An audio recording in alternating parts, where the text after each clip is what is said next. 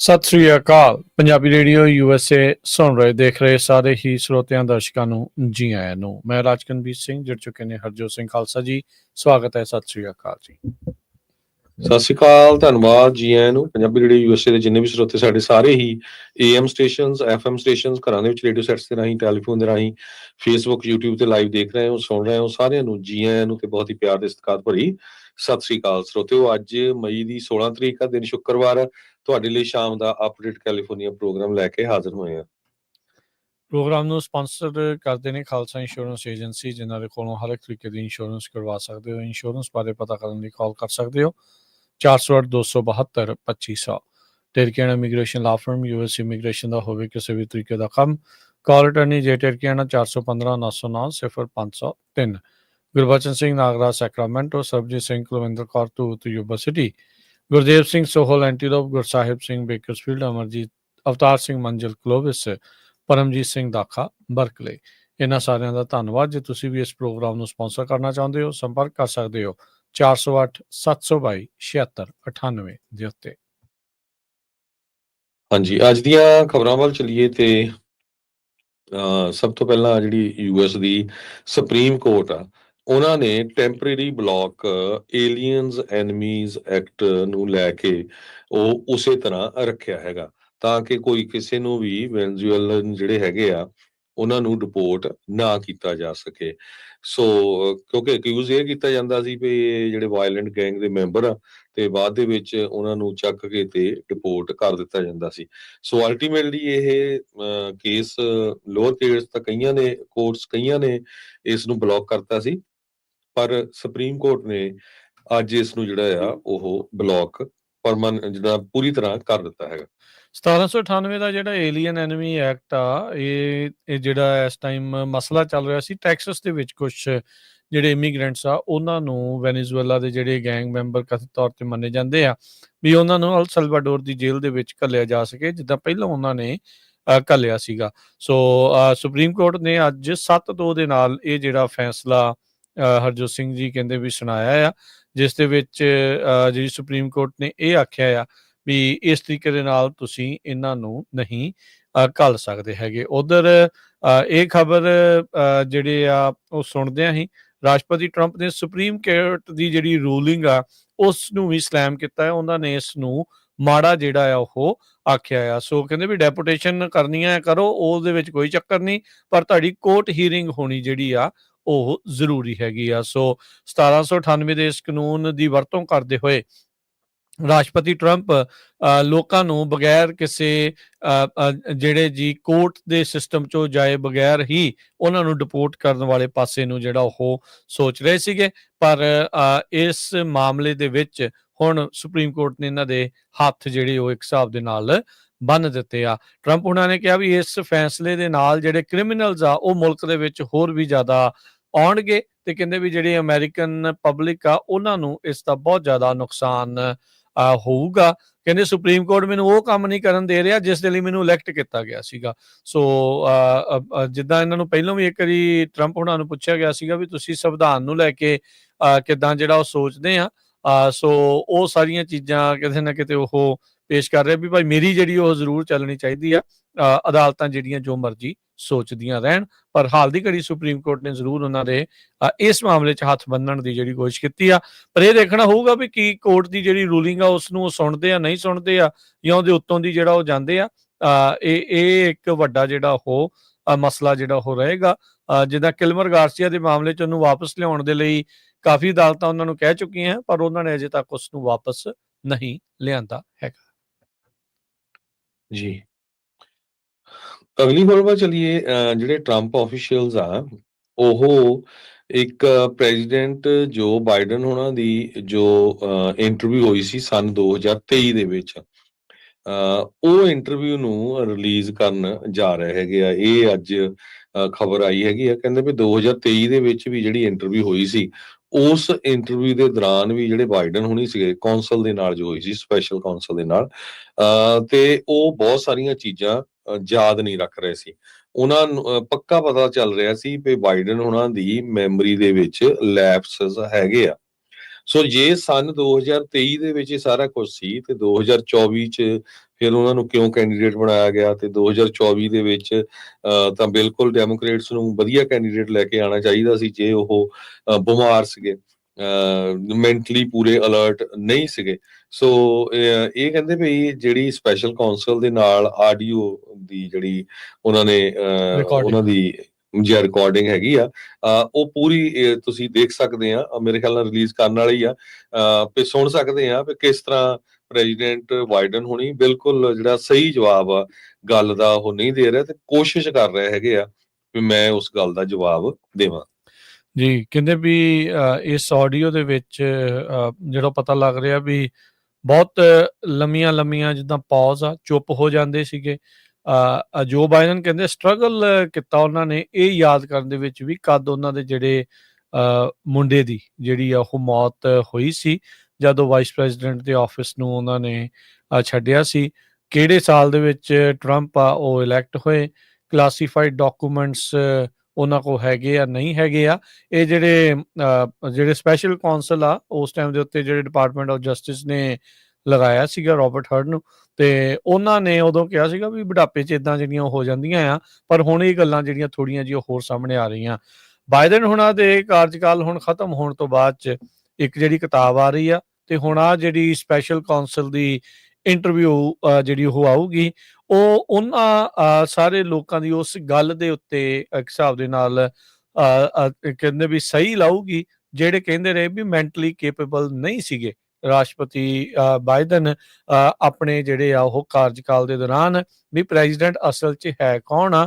ਸੋ ਇਹ ਕਾਫੀ ਵੱਡਾ ਇੱਕ ਪੋਲੀਟੀਕਲ ਸਟਾਰਮ ਬਣ ਰਿਹਾ ਆ। ਖਾਮੋਸ਼ੀ ਜਿਹੜੀ ਆ ਲਿਬਰਲ ਮੀਡੀਆ ਦੇ ਵਿੱਚ ਇਸ ਬਾਬਤ ਖਾਸੀ ਜਿਹੜੀ ਉਹ ਇਸ ਟਾਈਮ ਆਪਾਂ ਨੂੰ ਦੇਖਣ ਨੂੰ ਮਿਲ ਰਹੀ ਆ। ਸੋ ਕੀ ਹੋਊਗਾ, ਕਿਵੇਂ ਹੋਊਗਾ, ਜਾਂ ਫਿਰ ਇਹ ਤਰਕ ਦਿੱਤਾ ਜਾਊਗਾ ਵੀ ਹੁਣ ਤਾਂ ਉਹ ਰਾਸ਼ਟਰਪਤੀ ਨਹੀਂ ਆ, ਚਲੋ ਛੱਡੋ, ਜਾਣ ਦੋ ਇਹ ਗੱਲਾਂ ਨੂੰ। ਸੋ ਦੇਖਣਾ ਹੋਊਗਾ ਕੀ ਜਿਹੜਾ ਇਸ ਦੇ ਵਿੱਚ ਬਣਦਾ ਆ, ਪਰ ਕਾਫੀ ਵੱਡੀਆਂ ਜਿਹੜੀਆਂ ਹਰਜੋਤ ਸਿੰਘ ਜੀ ਲੱਗਦਾ ਵੀ ਇਹਨਾਂ ਇੰਟਰਵਿਊਜ਼ ਤੇ ਇਹਨਾਂ ਕਿਤਾਬਾਂ ਦੇ ਵਿੱਚ ਜਿਹੜੇ ਆ ਨਵੇਂ ਖੁਲਾਸੇ ਜਿਹੜੇ ਇਸ ਬਾਬਤ ਹੋ ਸਕਦੇ ਨੇ। ਅਗਲੀ ਜਿਹੜੀ ਹਰਜੋਤ ਸਿੰਘ ਜੀ ਖਬਰ ਉੱਤੇ ਨਜ਼ਰ ਮਾਰਦੇ ਜਾਈਏ ਤਾਂ ਰਿਪਬਲਿਕਨਸ ਨੇ ਰਾਸ਼ਟਰਪਤੀ ਟਰੰਪ ਹੋਣਾ ਦਾ ਜਿਹੜਾ ਟੈਕਸ ਬਿੱਲ ਆ ਉਸ ਨੂੰ ਸਪਾਈਕ ਕਰ ਦਿੱਤਾ ਆ। ਉਹਨਾਂ ਨੇ ਕਿਹਾ ਵੀ ਜਿਹੜੀਆਂ ਗੱਲਾਂ ਦੇ ਉੱਤੇ ਟਰੰਪ ਹੁਣੀ ਪਹਿਲੋਂ ਕਹਿੰਦੇ ਸੀਗੇ ਵੀ ਖਰਚਾ ਆਪਾਂ ਓਵਰਆਲ ਘਟਾਵਾਂਗੇ, ਪਰ ਸਾਨੂੰ ਇਹ ਖਦਸ਼ਾ ਆ ਵੀ ਇਹਦੇ ਨਾਲ ਸਪੈਂਡਿੰਗ ਬਹੁਤ ਜ਼ਿਆਦਾ ਹੋਊਗੀ। ਉਧਰ ਮੂਡੀ ਜਿਹੜਾ ਕਿ ਕ੍ਰੈਡਿਟ ਰੇਟਿੰਗ ਦਿੰਦਾ ਆ, ਉਹਨਾਂ ਨੇ ਵੀ ਅਮਰੀਕਾ ਦੀ ਜਿਹੜੀ AAA ਕ੍ਰੈਡਿਟ ਰੇਟਿੰਗ ਆ ਉਸ ਨੂੰ ਚੇਂਜ ਜਿਹੜਾ ਉਹ ਕਰ ਦਿੱਤਾ ਹੈਗਾ ਆ। ਹਾਰਡਲਾਈਨ ਰਿਪਬਲਿਕਨਸ ਉਹਨਾਂ ਨੇ ਹਾਊਸ ਆਫ ਰਿਪਰੈਜ਼ੈਂਟੇਟਿਵ ਦੇ ਵਿੱਚ ਟਰੰਪ ਹੋਣਾ ਦਾ ਜਿਹੜਾ ਟੈਕਸ ਬਿੱਲ ਸੀਗਾ ਉਸ ਨੂੰ ਬਲੌਕ ਕਰ ਦਿੱਤਾ ਆ ਅੱਜ ਸ਼ੁੱਕਰਵਾਰ ਨੂੰ। ਕਹਿੰਦੇ ਵੀ ਇਹ ਸਪੈਂਡਿੰਗ ਕੱਟ ਦੇ ਵਿੱਚ ਜ਼ਿਆਦਾ ਕੰਮ ਨਹੀਂ ਕਰ ਰਿਹਾ ਹੈਗਾ।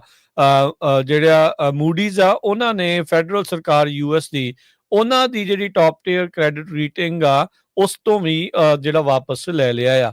ਟਰੰਪ ਹੁਣਾਂ ਦੇ ਦੁਆਰਾ ਜਿਹੜੇ ਰਿਪਬਲਿਕਨ ਕੰਟਰੋਲਡ ਕਾਂਗਰਸ ਆ ਉਹਨਾਂ ਦੇ ਲਾਅ ਮੇਕਰਸ ਨੂੰ ਪੁਸ਼ ਕੀਤਾ ਜਾ ਰਿਹਾ ਆ ਵੀ 2017 ਦੇ ਜਿਹੜੇ ਟੈਕਸ ਕੱਟਸ ਉਹਨਾਂ ਨੇ ਦਿੱਤੇ ਸੀ ਉਹਨਾਂ ਨੂੰ ਇਸ ਬਿੱਲ ਦੇ ਵਿੱਚ ਐਕਸਟੈਂਡ ਕੀਤਾ ਜਾਵੇ, ਉਹਨਾਂ ਨੂੰ ਦੁਬਾਰਾ ਜਿਹੜਾ ਉਹ ਲਿਆਂਦਾ ਜਾਵੇ। ਤੇ ਇਹ ਕਹਿੰਦੇ ਜਿਹੜੇ ਵੀ ਇਸ ਟਾਈਮ ਮੰਨਿਆ ਜਾ ਰਿਹਾ ਵੀ ਇਹਦੇ ਨਾਲ ਫੈਡਰਲ ਸਰਕਾਰ ਦੇ ਉੱਤੇ ਕਰਜ਼ਾ ਜਿਹੜਾ ਹੋਰ ਜ਼ਿਆਦਾ ਵੱਧ ਕੇ 36.2 ਟ੍ਰਿਲੀਅਨ ਡਾਲਰ ਦਾ ਜਿਹੜਾ ਉਹ ਬਣ ਜਾਊਗਾ। ਸੋ ਮੂਡੀਜ਼ ਨੇ ਦੂਜੇ ਪਾਸੇ ਕਿਹਾ ਵੀ 3 ਜਿਹੜੀਆਂ ਮੇਜਰ ਰੇਟਿੰਗ ਏਜੰਸੀਜ਼ ਆ ਉਹਨਾਂ ਨੇ US ਨੂੰ ਰੇਟ ਕਰਨਾ ਆ। AAA ਨੇ ਵਾਰਨ ਕੀਤਾ ਆ ਵੀ ਜਿਹੜਾ ਡੈਟ ਦਾ ਬਰਡਨ ਆ ਉਹ 134% ਤੇ ਪਹੁੰਚ ਜਾਊਗਾ GDP ਦੇ 2035 ਦੇ ਤੱਕ, ਜਦ ਕਿ ਇਹ 2024 ਦੇ ਵਿੱਚ 98% ਦੇ ਉੱਤੇ ਸੀਗਾ। ਸੋ ਹੁਣ ਬਜਟ ਕਮੇਟੀ ਜਿਹੜੀ ਆ ਉਹਨਾਂ ਨੇ ਜਿਹੜਾ ਇਸ ਟੈਕਸ ਬਿੱਲ ਆ ਉਸ ਨੂੰ ਰਿਜੈਕਟ ਕਰ ਦਿੱਤਾ ਹੈਗਾ ਆ। ਇਹਦੇ ਵਿੱਚ ਜਿਹੜਾ ਟਿਪਸ ਦੇ ਉੱਤੇ ਟੈਕਸ ਨੂੰ ਐਲੀਮੀਨੇਟ ਕਰਨਾ, ਓਵਰਟਾਈਮ ਇਨਕਮ ਦੇ ਉੱਤੇ ਜਿਹੜਾ ਟੈਕਸ ਨੂੰ ਐਲੀਮੀਨੇਟ ਕਰਨਾ, ਡਿਫੈਂਸ ਦੀ ਸਪੈਂਡਿੰਗ ਦੇ ਵਿੱਚ ਵਾਧਾ ਕਰਨਾ, ਤੇ ਹੋਰ ਜਿਹੜੇ ਫੰਡਸ ਆ ਬਾਰਡਰ ਕ੍ਰੈਕਡਾਊਨ ਦੇ ਲਈ ਉਹ ਇਹਦੇ ਵਿੱਚ ਜਿਹੜੇ ਸ਼ਾਮਲ ਸੀ ਉਹ ਸਾਰੇ ਹੁਣ ਜਿਹੜੇ ਕਹਿੰਦੇ ਵੀ ਰਿਜੈਕਟ ਹੋ ਗਏ ਆ। ਟਰੰਪ ਹੁਣਾਂ ਨੇ ਉਹਨਾਂ ਸਾਰੇ ਰਿਪਬਲਿਕਨਸ ਨੂੰ, ਉਹਨਾਂ ਸਾਰੇ ਲਾਅ ਮੇਕਰਸ ਨੂੰ, ਗ੍ਰੈਂਡ ਸਟੈਂਡਰਡਸ ਨੂੰ ਜਿਹੜਾ ਉਹ ਕਿਹਾ ਆ ਵੀ ਇਹ ਮਾੜੀ ਜਿਹੜੀ ਉਹ ਗੱਲ ਆ। ਕਹਿੰਦੇ ਵੀ ਸਾਨੂੰ ਰਿਪਬਲਿਕਨ ਪਾਰਟੀ 'ਚ ਇਦਾਂ ਦੇ ਜਿਹੜੇ ਗ੍ਰੈਂਡ ਸਟੈਂਡਰਡਸ ਆ ਉਹਨਾਂ ਦੀ ਜ਼ਰੂਰਤ ਨਹੀਂ ਹੈਗੀ। 21 ਰਿਪਬਲਿਕਨਸ ਦੇ ਵਿੱਚੋਂ 5 ਰਿਪਬਲਿਕਨਸ ਨੇ ਇਸ ਪੈਨਲ ਦੇ ਵਿੱਚ ਇਸ ਜਿਹੜੇ ਮੈਜਰ ਨੂੰ ਬਲੌਕ ਕਰਨ ਦੇ ਹੱਕ ਦੇ ਵਿੱਚ ਵੋਟ ਪਾਈ ਸੀ। ਜੀ, ਅਗਲੀ ਖਬਰ ਵੱਲ ਚਲੀਏ ਤੇ ਕਰਨ ਕਾਉਂਟੀ, ਕਿਉਂਕਿ ਫੈਡਰਲ ਗਵਰਨਮੈਂਟ ਬਹੁਤ ਜ਼ਿਆਦਾ ਕੱਟ ਕਰ ਰਹੀ ਹੈਗੀ ਆ, ਖਾਸ ਕਰਕੇ ਮੈਡੀਕੇਡ ਜਾਂ ਮੈਡੀਕੈਲ ਨੂੰ ਲੈ ਕੇ। ਜਿਹੜੀ ਕਰਨ ਕਾਉਂਟੀ ਆ, ਬੇਕਰਸਫੀਲਡ ਵਾਲਾ ਏਰੀਆ, ਕਹਿੰਦੇ 529 ਮਿਲੀਅਨ ਡਾਲਰ ਦੀ ਜਿਹੜੀ ਫੰਡਿੰਗ ਆ ਉਹਨਾਂ ਦੀ ਕੱਟ ਹੋਣ ਜਾ ਰਹੀ ਹੈ ਫੈਡਰਲ। ਸੋ ਜਿਹੜੇ ਕਾਉਂਟੀ ਦੇ ਬੋਰਡ ਆਫ ਸੁਪਰਵਾਈਜ਼ਰਸ ਆ ਉਹਨਾਂ ਨੂੰ ਇਹ ਬਹੁਤ ਫਿਕਰਮੰਦ ਵਾਲੀ ਗੱਲ ਹੈਗੀ ਆ ਕਿ ਇੰਨਾ ਵੱਡਾ ਜਿਹੜਾ ਅਮਾਊਂਟ ਆ ਉਹ ਇੱਕ ਕਾਉਂਟੀ ਦੇ ਵਿੱਚੋਂ ਕੱਟਿਆ ਜਾਣਾ ਹੈਗਾ। ਸੋ ਇਹਦੇ ਨਾਲ ਜਿਹੜੀ ਲੋਕਾਂ ਦੀ ਲਾਈਫ ਆ ਉਹਦੇ ਉੱਤੇ ਬਹੁਤ ਜ਼ਿਆਦਾ ਜਿਹੜਾ ਅਸਰ ਪੈਣਾ ਆ। ਕਹਿੰਦੇ ਵੀ ਯੂਜ਼ਲੀ ਇਹ ਜਿਹੜਾ 529 ਮਿਲੀਅਨ ਡਾਲਰ ਮਿਲਦਾ ਹੈਗਾ ਫਰੋਮ ਫੈਡਰਲ ਸੋਰਸਿਸ, ਇਹ ਡਾਇਰੈਕਟਲੀ ਜਾਂ ਤਾਂ ਕਾਉਂਟੀ ਦੇ ਥਰੂ ਤੇ ਜਾਂ ਸਟੇਟ ਦੇ through social services, workforce training, child support service, ਇਦਾਂ ਦੇ ਕੰਮਾਂ ਨੂੰ ਜਿਹੜਾ ਯੂਜ਼ ਕੀਤਾ ਜਾਂਦਾ ਹੈਗਾ। ਮੈਡੀਕਲ ਵਗੈਰਾ ਲਈ ਵੀ ਯੂਜ਼ ਕੀਤਾ ਜਾਂਦਾ ਹੈਗਾ। ਕਰਨ ਕਾਉਂਟੀ ਦੇ ਵਿੱਚ 19% ਜਿਹੜੀ ਪੋਪੂਲੇਸ਼ਨ ਆ ਬਿਲੋ ਪਾਵਰਟੀ ਲਾਈਨ ਆ, ਜਿਹੜਾ ਕਿ 1.5 ਟਾਈਮ ਹਾਇਰ ਆ ਸਟੇਟ ਵਾਈਡ, ਜੋ ਕਿ 12.3% ਆ। ਬੇਕਰਸਫੀਲਡ ਦਾ ਪਾਵਰਟੀ ਰੇਟ 44.8% ਆ, more than twice as high as state of Mississippi.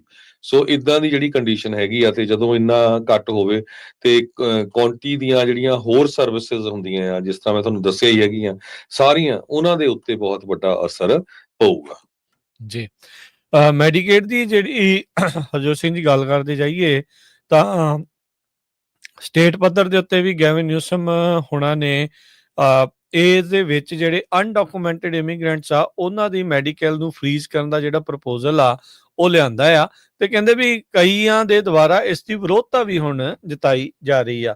2019 ਦੇ ਵਿੱਚ ਗੈਵਿਨ ਨਿਊਸਮ ਜਦ ਉਹ ਗਵਰਨਰ ਦੇ ਲਈ ਰਨ ਕਰ ਰਹੇ ਸੀ, ਉਹਨਾਂ ਨੇ ਯੂਨੀਵਰਸਲ ਹੈਲਥ ਕੇਅਰ ਦੀ ਗੱਲ ਜਿਹੜੀ ਆਖੀ ਸੀਗੀ। ਸੋ ਨਿਊਸਮ ਦੇ ਪ੍ਰਪੋਜ਼ਲ ਦੇ ਵਿੱਚ ਹੁਣ ਦੇਖਿਆ ਜਾਵੇ ਤਾਂ ਕੈਲੀਫੋਰਨੀਆ $5 ਬਿਲੀਅਨ ਉਹ 2028-2029 ਦੇ ਫਿਸਕਲ ਈਅਰ ਤੱਕ ਬਚਾਵੇਗਾ, ਜਦ ਉਹ ਜਿਹੜੇ ਅਨਡਾਕੂਮੈਂਟਡ ਮਾਈਗ੍ਰੈਂਟਸ ਦੀ ਜਿਹੜੀ ਹੈਲਥ ਕੇਅਰ ਆ ਉਸ ਤੋਂ ਹੱਥ ਜਿਹੜਾ ਉਹ ਧੋ ਰਿਹਾ ਹੈਗਾ ਆ। ਪਹਿਲਾਂ ਜਿਹੜਾ ਹਰਜੋਤ ਸਿੰਘ ਜੀ ਛੋਟੀ ਉਮਰ ਦੇ ਬੱਚੇ, ਨਾਬਾਲਗ ਜਾਂ ਜਿਹੜੇ ਬਜ਼ੁਰਗ ਜਾਂ ਕਹਿ ਲਓ ਵੀ ਰਿਟਾਇਰ ਹੋਏ ਬੰਦਿਆਂ ਦੇ ਲਈ, ਚਾਹੇ ਉਹ ਅਨਡਾਕੂਮੈਂਟਡ ਵੀ ਸੀ, ਉਹਨਾਂ ਨੂੰ ਇਹ ਹੈਲਥ ਕੇਅਰ ਮਿਲਦੀ ਸੀ। ਪਰ ਬਾਅਦ ਦੇ ਵਿੱਚ ਇਹਨਾਂ ਦੇ ਆਪਣੇ ਹੀ ਪ੍ਰਸ਼ਾਸਨ ਦੇ ਦੌਰਾਨ ਨੌਜਵਾਨਾਂ ਦੇ ਲਈ ਵੀ, ਤੁਸੀਂ ਮਤਲਬ ਅਨਡਾਕੂਮੈਂਟਡ ਹੋਵੇ ਕੋਈ ਮੈਟਰ ਨਹੀਂ ਕਰਦਾ, ਤੁਹਾਨੂੰ ਸਾਰਿਆਂ ਨੂੰ ਜਿਹੜੀ ਫ੍ਰੀ ਹੈਲਥ ਕੇਅਰ ਉਹ ਮਿਲਣੀ ਸ਼ੁਰੂ ਕਰ ਦਿੱਤੀ ਸੀ। ਹੁਣ ਇਸ ਮੌਕੇ ਕੈਲੀਫੋਰਨੀਆ ਦੇ ਵਿੱਚ $12 ਬਿਲੀਅਨ ਦਾ ਡੈਫਿਸਿਟ ਵਾਲਾ ਬਜਟ ਜਿਹੜਾ ਚੱਲ ਰਿਹਾ ਹੈਗਾ ਆ। ਸੋ ਉਹਦੇ ਚੱਲਦਿਆਂ ਨਿਊਸਮ ਹੋਣਾ ਨੇ ਇਹ ਹੁਣ ਗੱਲ ਆਖੀ ਆ ਵੀ ਅਸੀਂ ਜਿਹੜੀ ਅਨਡਾਕੂਮੈਂਟਡ ਮਾਈਗ੍ਰੈਂਟਸ, ਸਾਰਿਆਂ ਦੀ ਨਹੀਂ, ਉਹਨਾਂ ਦੇ ਵਿੱਚੋਂ ਕਈ ਜਿਹੜੇ ਅਨਡਾਕੂਮੈਂਟਡ ਮਾਈਗ੍ਰੈਂਟਸ ਆ ਉਹਨਾਂ ਦੀ ਹੁਣ ਜਿਹੜੀ ਹੈਲਥ ਕੇਅਰ ਆ, ਫ੍ਰੀ ਹੈਲਥ ਕੇਅਰ ਆ, ਉਸ ਨੂੰ ਜਿਹੜਾ ਬੰਦ ਜਿਹੜਾ ਉਹ ਕਰਾਂਗੇ। ਇਸੇ ਦੇ ਨਾਲ dental coverage, long term care options ਦੇ ਵਿੱਚ ਵੀ ਕਟੌਤੀਆਂ ਜਿਹੜੀਆਂ ਆ ਉਹ ਕੀਤੀਆਂ ਜਾਣਗੀਆਂ। ਸੋ ਕਹਿੰਦੇ ਵੀ ਇਸ ਟਾਈਮ 15 ਮਿਲੀਅਨ ਮੈਡੀਕਲ ਦੇ ਅਨਰੋਲਰਸ ਨੇ, ਅਨਰੋਲੀਜ਼ ਹੈਗੇ ਨੇ, ਜਿਨ੍ਹਾਂ ਦੇ ਵਿੱਚੋਂ 1.6 ਅਨਡਾਕੂਮੈਂਟਡ ਇਮੀਗ੍ਰੈਂਟਸ ਆ ਜੋ ਜਿਨ੍ਹਾਂ ਦੀ ਕਵਰੇਜ ਜਿਹੜੀ ਆ ਉਹ ਚੱਲਦੀ ਜਿਹੜੀ ਰਹੇਗੀ। ਬਾਕੀਆਂ ਦੀ ਜਿਹੜੀ ਇਸ ਦੇ ਵਿੱਚ ਕਟੌਤੀ ਹੋਣ ਜਾ ਰਹੀ ਆ। ਸੋ ਓਵਰਆਲ 2.6 ਮਿਲੀਅਨ ਅਨਡਾਕੂਮੈਂਟਡ ਇਮੀਗ੍ਰੈਂਟਸ ਨੂੰ ਪਹਿਲੋਂ ਇਹ ਸਹੂਲਤਾਂ ਮਿਲਦੀਆਂ ਸੀ, ਜੋ ਕਿ ਹੁਣ 1 ਮਿਲੀਅਨ ਲੋਕਾਂ ਦੀਆਂ ਇਸ ਦੇ ਵਿੱਚੋਂ ਅਨਡਾਕੂਮੈਂਟਡ ਦੀਆਂ ਘਟੀਆਂ ਜਿਹੜੀਆਂ ਉਹ ਜਾ ਸਕਦੀਆਂ ਆ। ਜੀ, ਅਗਲੀ ਖਬਰ ਵੱਲ ਚਲੀਏ ਤੇ ਸਪੇਸ ਐਕਸ ਨੇ ਅੱਜ 26 ਦੇ ਕਰੀਬ ਜਿਹੜੇ ਆ ਸਟਾਰਲਿੰਕ ਸੈਟੇਲਾਈਟਸ ਛੱਡੇ ਆ ਕੈਲੀਫੋਰਨੀਆ ਦੀ ਲੋਕੇਸ਼ਨ ਤੋਂ। ਫਾਲਕਨ 9 ਰਾਕੇਟ ਜੋ ਕਿ 26 ਸਟਾਰਲਿੰਕ ਸਪੇਸ ਕਰਾਫਟ ਲੈ ਕੇ ਗਏ ਆ ਬੈਂਡਰਬਰਗ ਸਪੇਸ ਫੋਰਸ ਬੇਸ ਦੇ ਵਿੱਚ। ਗੋਲਡਨ ਸਟੇਟ ਦਾ ਜਿਹੜਾ ਫੌਗੀ ਸੈਂਟਰਲ ਕੋਸਟ ਹੈਗਾ ਆ, ਉੱਥੇ 9:43 ਤੇ ਸਵੇਰੇ ਇਹ ਜਿਹੜੀ ਛੱਡੇ ਗਏ ਆ ਸਪੇਸ ਐਕਸ ਵੱਲੋਂ ਜੋ ਰਾਕੇਟਸ। 8 ਮਿੰਟਾਂ ਬਾਅਦ ਜਿਹੜਾ ਫਾਲਕਨ 9 ਆ ਜਿਹੜਾ ਫਸਟ ਸਟੇਜ ਤੇ ਉਹ ਅਰਥ ਤੇ ਵਾਪਸ ਆ ਗਿਆ ਹੈਗਾ। ਸੋ ਸਪੇਸ ਐਕਸ ਕਾਫੀ ਜ਼ਿਆਦਾ ਜਿਹੜੇ ਸੈਟੇਲਾਈਟਸ ਆ ਉਹ ਛੱਡ ਰਹੀ ਹੈਗੇ। ਜੀ, ਅਗਲੀ ਜਿਹੜੀ ਹਰਜੋਤ ਸਿੰਘ ਜੀ ਖਬਰ ਕਰਦੇ ਜਾਈਏ, ਪਿਛਲੇ ਮਹੀਨਿਆਂ ਦੇ ਵਿੱਚ ਚਰਚਾ ਚੱਲੀ ਸੀ ਵੀ ਗੂਗਲ $125 ਮਿਲੀਅਨ ਦੇਵੇਗਾ ਕੈਲੀਫੋਰਨੀਆ ਦੇ ਲੋਕਲ ਨਿਊਜ਼ ਵਾਲਿਆਂ ਨੂੰ, ਤਾਂ ਜੋ ਉਹ ਆਪਣੇ ਪੇਜਸ ਦੇ ਉੱਤੇ ਉਹਨਾਂ ਦੀਆਂ ਖਬਰਾਂ ਜਿਹੜੀਆਂ ਉਹ ਦਿਖਾਉਂਦਾ ਰਵੇ। ਹੁਣ ਕਹਿੰਦੇ ਵੀ ਇਹ ਜਿਹੜੀ ਡੀਲ ਬਣੀ ਸੀ ਕੈਲੀਫੋਰਨੀਆ ਦੀ ਗੂਗਲ ਦੇ ਨਾਲ, ਇਹ ਆંકੜਾ ਲਗਾਤਾਰ ਸੁੰਗੜਦਾ ਜਾ ਰਿਹਾ ਹੈਗਾ ਆ।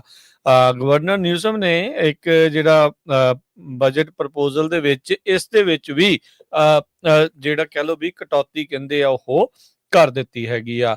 ਐਡਮਿਨਿਸਟ੍ਰੇਸ਼ਨ ਨੇ ਕਹਿੰਦੇ ਵੀ ਹੁਣ ਜਿੱਥੇ ਪਹਿਲਾਂ $30 ਮਿਲੀਅਨ ਪਹਿਲੇ ਸਾਲ ਦੇ ਵਿੱਚ ਉਹਨਾਂ ਨੇ ਉੱਤੋਂ ਲੈਣਾ ਸੀਗਾ ਗੂਗਲ ਤੋਂ, ਹੁਣ ਮਹਿਜ ਉਸ ਦੇ ਲਈ $10 ਮਿਲੀਅਨ ਲੈਣਗੇ। ਸੋ 1/3 ਹੀ ਜਿਹੜਾ ਆ ਕੁੱਲ ਰਾਸ਼ੀ ਦਾ ਜਿਹੜਾ ਹੁਣ ਗੂਗਲ ਨੂੰ ਪਹਿਲੇ ਸਾਲ ਦੇ ਵਿੱਚ ਦੇਣਾ ਪਵੇਗਾ। ਸੋ ਇਹ 12 ਬਿਲੀਅਨ ਦਾ ਜਿਹੜਾ ਹਰਜੋਤ ਸਿੰਘ ਜੀ ਆંકੜਾ ਗੈਵਿਨ ਨਿਊਸਮ ਨੂੰ ਬਹੁਤ ਜ਼ਿਆਦਾ ਜਿਹੜਾ ਉਹ ਸਤਾ ਰਿਹਾ ਆ, ਤੇ ਉਸ ਦੀ ਭਰਪਾਈ ਕਰਨ ਦੇ ਲਈ ਜਿੱਥੇ ਜਿੱਥੇ ਵੀ ਉਹਨਾਂ ਨੂੰ ਮੌਕਾ ਲੱਗ ਰਿਹਾ ਆ, ਤੇ ਉਹ ਕਟੌਤੀਆਂ ਜਿਹੜੀਆਂ ਉਹ ਕੀਤੀਆਂ ਜਾ ਰਹੀਆਂ ਹੈਗੀਆਂ ਆ। ਸੋ ਇਹ ਡਰਾਫਟ ਡੀਲ ਪਿਛਲੇ ਸਾਲ UC ਬਰਕਲੀ ਨੇ ਜਿਹੜੀ ਉਹ ਸੁਜੈਸਟ ਕੀਤੀ ਸੀਗੀ, ਤੇ ਹੁਣ ਕਹਿੰਦੇ ਵੀ ਇਸ ਦੇ ਵਿੱਚ ਉਹਨਾਂ ਨੂੰ ਲੋਕਲ ਨਿਊਜ਼ ਨੂੰ ਕਾਫੀ ਜ਼ਿਆਦਾ ਘੱਟ ਰਾਸ਼ੀ ਜਿਹੜੀ ਆ ਇਸ ਬਾਬਤ ਮਿਲੇਗੀ।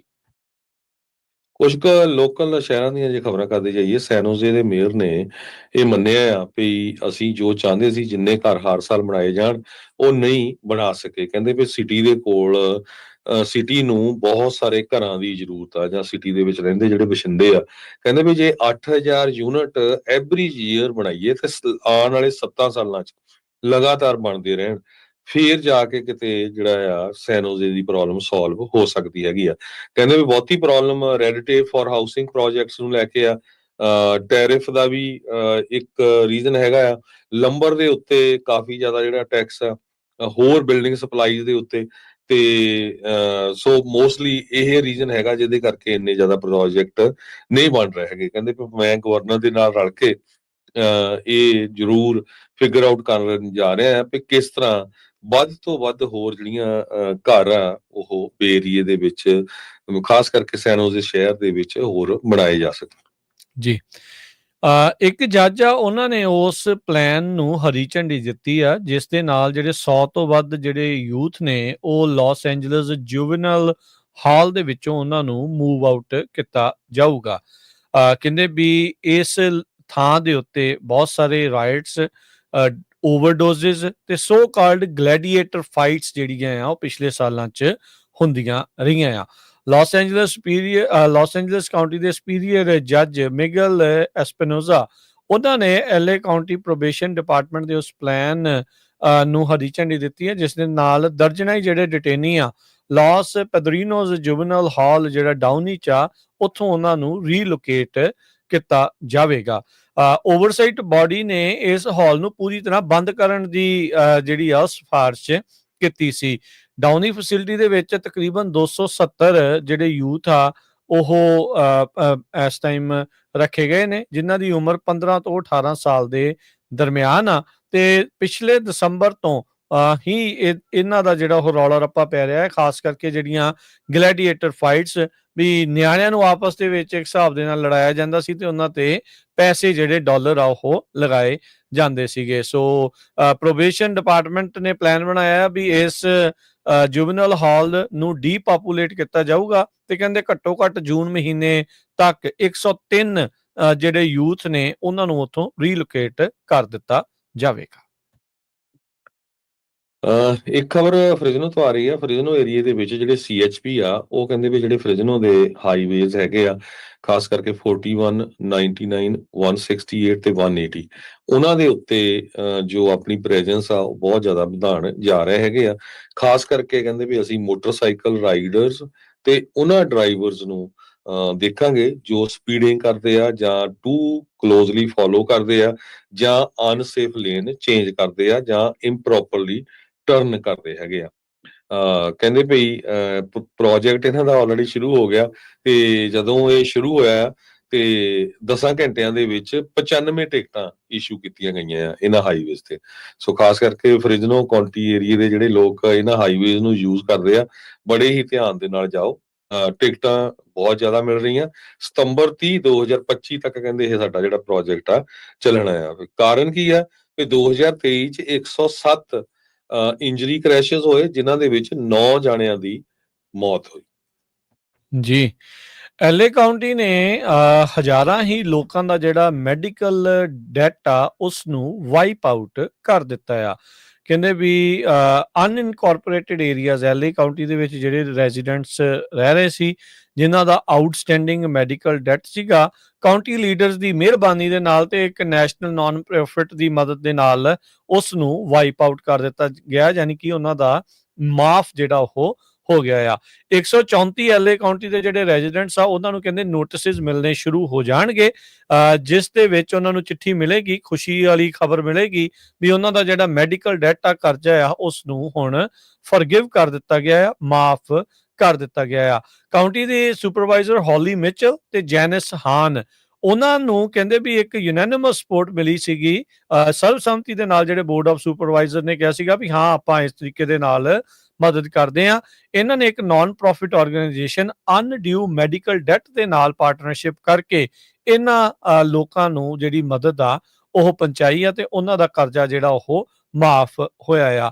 ਸੋ ਕਹਿੰਦੇ ਵੀ 183.5 ਮਿਲੀਅਨ ਡਾਲਰ ਦਾ ਜਿਹੜਾ ਮੈਡੀਕਲ ਡੈਟ ਆ ਉਹ ਜਿਹੜੀ ਕਾਉਂਟੀ ਆ ਬਹੁਤ ਹੀ ਸਸਤੇ ਭਾਅ ਦੇ ਉੱਤੇ ਖਰੀਦ ਕੇ 1/2 ਸੈਂਟ ਔਨ ਏ ਡਾਲਰ, ਸੋ ਕਾਫੀ ਸਸਤੇ ਭਾਅ 'ਚ ਉਹਨਾਂ ਨੂੰ ਜਿਹੜਾ ਇਹ ਕਰਜ਼ਾ ਮਿਲ ਗਿਆ ਤੇ ਬਾਅਦ ਦੇ ਵਿੱਚ ਉਸ ਨੂੰ ਉਹਨਾਂ ਨੇ ਮਾਫ ਕੀਤਾ। ਸੋ ਕੁੱਲ ਮਿਲਾ ਕੇ $1 ਮਿਲੀਅਨ ਸਪੈਂਡ ਕਰਕੇ ਲੋਕਾਂ ਦਾ 183 ਮਿਲੀਅਨ ਡਾਲਰ ਦਾ ਜਿਹੜਾ ਕਰਜ਼ਾ ਆ 134 ਜਾਣਿਆਂ ਦਾ, ਉਸ ਨੂੰ ਮਾਫ ਕਰ ਦਿੱਤਾ ਆ। ਕਾਉਂਟੀ ਸੁਪਰਵਾਈਜ਼ਰ ਨੇ ਕਿਹਾ ਵੀ ਸਾਨੂੰ ਇਨਵੈਸਟਮੈਂਟ ਦੇ ਉੱਤੇ ਬਹੁਤ ਵਧੀਆ ਰਿਟਰਨ ਮਿਲਿਆ ਆ ਤੇ ਇਹਦੇ ਨਾਲ ਹਜ਼ਾਰਾਂ ਹੀ ਲੋਕਾਂ ਦੀਆਂ ਜਿਹੜੀਆਂ ਜ਼ਿੰਦਗੀਆਂ ਆ ਉਹ ਬਦਲ ਜਾਣਗੀਆਂ। ਤੇ ਆਪਾਂ ਕਰੰਸੀ ਦੀ ਗੱਲਬਾਤ ਕਰਦੇ ਜਾਈਏ ਤੇ ਮਾਰਕੀਟਸ ਦੀ ਸ਼ੁਰੂਆਤ ਕਰ ਲੈਨੇ ਹਰਜੋਤ ਸਿੰਘ ਜੀ। ਡਾਓ ਜੋਨ ਜੀ। ਅੱਜ 300 ਤੇ 32 ਪੁਆਇੰਟ ਵੱਧ ਕੇ 42,655 ਤੇ ਬੰਦ ਹੋਇਆ। S&P 41 ਪੁਆਇੰਟ ਵੱਧ ਕੇ 59,158 ਤੇ ਨੈਸਡੈਕ 99 ਪੁਆਇੰਟ ਵੱਧ ਕੇ 19,211 ਦੇ ਉੱਤੇ। ਸੋਨੇ ਦਾ ਭਾਅ $3200 ਤੇ $5 ਪ੍ਰਤੀ ਆਉਂਸ। ਕੱਚੇ ਤੇਲ ਦੀ ਕੀਮਤ $62 ਪ੍ਰਤੀ ਬੈਰਲ ਰਹੀ ਆ। 10 ਈਅਰ ਯੀਲਡ 4.48%। ਕ੍ਰਿਪਟੋ ਕਰੰਸੀ ਦੇ ਵਿੱਚ ਬਿਟਕੋਇਨ 1,03,403 ਤੇ ਇਥੀਰੀਅਮ 2400 ਤੇ $97 ਦੇ ਬਰਾਬਰ ਚੱਲ ਰਿਹਾ ਹੈ। $1 ਦੇ ਬਰਾਬਰ ਪਾਕਿਸਤਾਨ ਦੇ 282 ਰੁਪਏ ਤੇ 10 ਪੈਸੇ ਰਹੇ ਆ। $1 ਦੇ ਬਰਾਬਰ ਇੰਡੀਆ ਦੇ 85 ਰੁਪਏ ਤੇ 58 ਪੈਸੇ। $1 ਦੇ ਬਰਾਬਰ ਕੈਨੇਡਾ ਦੇ $1 ਤੇ 40 ਸੈਂਟ। ਇੱਕ ਵਾਰੀ ਫੇਰ ਜਾਂਦੇ ਜਾਂਦੇ ਦੱਸਦੇ ਜਾਈਏ, ਰੀਨੋ ਗੁਰਦੁਆਰਾ ਸਾਹਿਬ ਜਿਹੜਾ ਨਗਰ ਕੀਰਤਨ ਹੋਣਾ ਇਸ ਐਤਵਾਰ ਨੂੰ, ਤੇ ਉੱਥੇ ਪੰਜਾਬੀ ਰੇਡੀਓ USA ਦੀ ਟੀਮ ਪਹੁੰਚ ਰਹੀ ਆ। ਆਪਾਂ ਵੀ ਸਾਰਿਆਂ ਨੂੰ ਬੇਨਤੀ ਆ, ਸੈਕਰਾਮੈਂਟੋ ਦੇ ਆਸ-ਪਾਸ ਦੇ ਏਰੀਏ 'ਚ ਜਿਹੜੇ ਲੋਕ ਰਹਿੰਦੇ ਆ 2 ਘੰਟੇ ਦਾ ਰਸਤਾ ਆ, ਤੇ ਕਿਉਂਕਿ ਕਮਿਊਨਿਟੀ ਛੋਟੀ ਹੈਗੀ ਆ ਤੇ ਬੜੀ ਮਿਹਨਤ ਦੇ ਨਾਲ ਉਹ ਨਗਰ ਕੀਰਤਨ ਕੱਢ ਰਹੇ ਹੈਗੇ ਆ। ਸਾਰਿਆਂ ਦਾ ਸਾਥ ਦੇਣਾ ਚਾਹੀਦਾ ਕਿਉਂਕਿ ਉਹ ਖੁਦ ਰੀਨੋ ਦੀਆਂ ਸੰਗਤਾਂ ਬੇਕਰਸਫੀਲਡ ਤੱਕ ਵੱਖ-ਵੱਖ ਨਗਰ ਕੀਰਤਨ 'ਚ ਲੰਗਰ ਲਾਉਣ ਆਉਂਦੇ ਹੈਗੇ ਆ। ਸੋ ਪੰਜਾਬੀ ਰੇਡੀਓ USA ਦੀ ਟੀਮ ਹੋਊਗੀ ਤੇ ਸਾਡੇ ਕੋਲ ਅਵਤਾਰ ਸਿੰਘ ਜਰਨਲਿਸਟ ਉਹਨਾਂ ਦੀਆਂ ਬੁੱਕਸ ਵੀ ਹੋਣਗੀਆਂ। ਪੰਜਾਬੀ ਰੇਡੀਓ USA ਦੇ ਇੰਟਰਨੈਟ ਰੇਡੀਓ ਸੈਟਸ ਵੀ ਜੇ ਕਿਸੇ ਨੇ ਲੈਣਾ ਹੋਇਆ ਉਹ ਵੀ ਹੋਣਗੇ ਤੇ ਉੱਥੇ ਸੰਡੇ ਨੂੰ ਆਪਾਂ ਤੁਹਾਨੂੰ ਮਿਲਦੇ ਆ।